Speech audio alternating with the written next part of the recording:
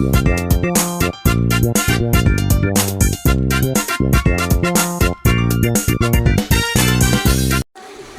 pertama-tama perkenalkan, nama saya Zafira Putri Amri Johan dari kelas Arsitektur D04 angkatan 2024.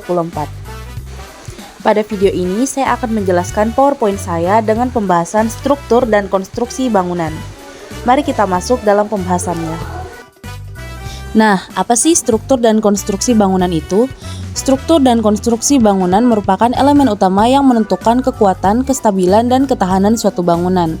Berikut adalah penjelasan dari setiap bagian-bagiannya. Kita masuk di struktur dasar. Struktur dasar adalah bagian utama yang menopang beban bangunan dan menyalurkan beban tersebut ke tanah. Komponen utama dalam struktur dasar meliputi pondasi dan sloof, kolom, juga balok. Pondasi adalah elemen struktur yang berfungsi untuk mendistribusikan beban bangunan ke tanah secara merata. Jenis pondasi ini dapat dibedakan menjadi pondasi dangkal, yaitu pondasi batu kali, footplate, dan pondasi dalam. Contohnya itu tiang pancang atau bore pile. Sloof adalah balok beton bertulang yang diletakkan di atas pondasi dan berfungsi untuk meratakan beban dari dinding dan lantai ke pondasi. Selain itu, sloof juga berperan dalam mencegah pergeseran antar bagian pondasi. Kolom adalah elemen vertikal dalam struktur bangunan yang berfungsi untuk menopang beban dari balok dan lantai, kemudian menyalurkannya ke pondasi. Kolom dapat dibuat dari beton bertulang, baja, ataupun kayu, tergantung dari kebutuhan konstruksinya. Balok adalah elemen horizontal yang menghubungkan kolom dan berfungsi sebagai penyangga lantai serta atap. Balok juga membantu dalam distribusi beban dan menjaga kestabilan bangunan. Dinding berfungsi sebagai pemisah ruang dan dapat berperan sebagai elemen struktural atau non-struktural. Nah, dinding struktural itu memiliki fungsi utama untuk menopang beban bangunan, baik beban sendiri maupun beban dari atap dan lantai.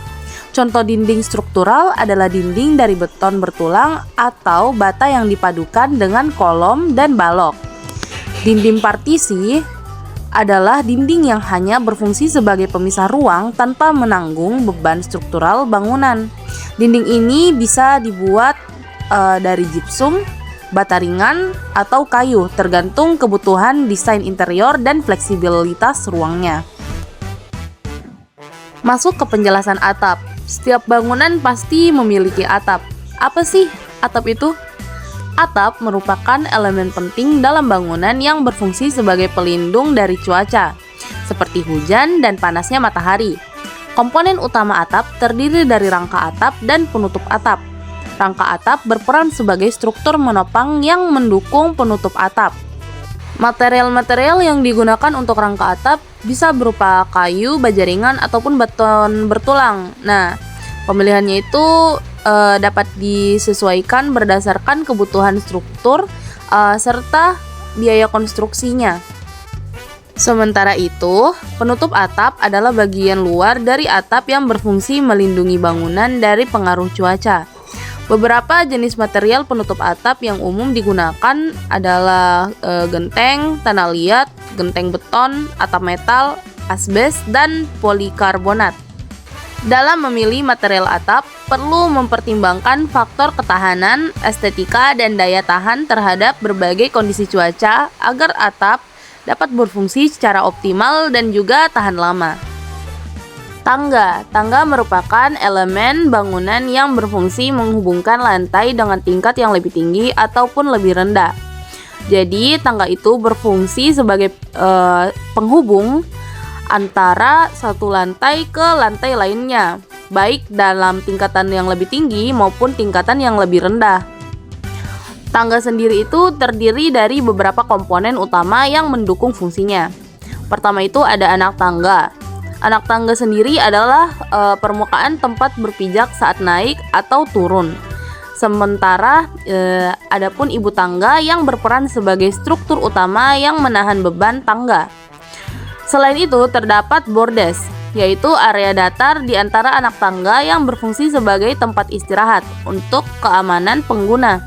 Tangga juga dilengkapi dengan pegangan tangga atau handrail.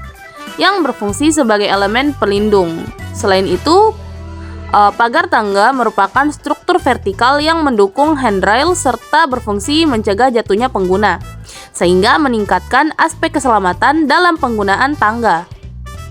Setiap bangunan memiliki peran penting dalam memastikan keamanan, kenyamanan, dan ketahanan struktur. Oleh karena itu, perencanaan dan konstruksi harus dilakukan dengan mempertimbangkan aspek teknis dan fungsional secara matang.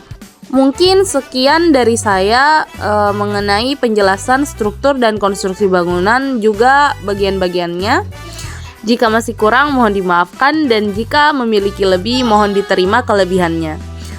Terima kasih dari saya. Sampai jumpa di lain waktu.